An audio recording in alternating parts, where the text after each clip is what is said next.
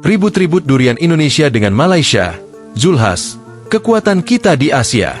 Menteri Koordinator Bidang Pangan Zulkifli Hasan, Zulhas, menilai Indonesia memiliki dasar yang jauh lebih kuat untuk mengeklaim durian sebagai buah nasional ketimbang Malaysia.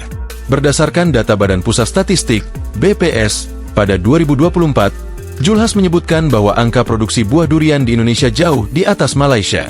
Indonesia memproduksi hampir 2 juta ton durian pada 2024 menurut BPS. Angka ini jauh di atas Malaysia.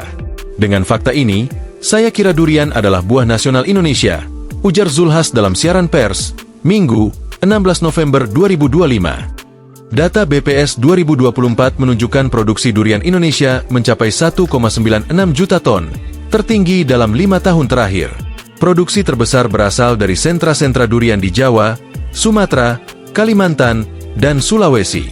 Sementara itu, sejumlah laporan regional menyebut produksi Malaysia jauh lebih rendah, meski nilainya meningkat lewat ekspor varietas premium seperti Musang King.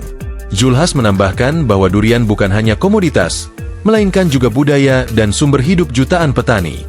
Kalau bicara simbol nasional, ia harus berdiri di atas data dan realitas. Durian Nusantara itu kekuatan kita di Asia. Menurut data BRIN, Indonesia punya 21 dari 27 spesies durian yang dikenal di dunia, dan hingga 2024 sekitar 114 terdaftar varietas unggul baru, kata Zulhas. Demi memperkuat posisi Indonesia, pemerintah akan mendorong branding durian Nusantara, meningkatkan standar produksi, dan memperluas potensi ekspor olahan durian ke pasar global.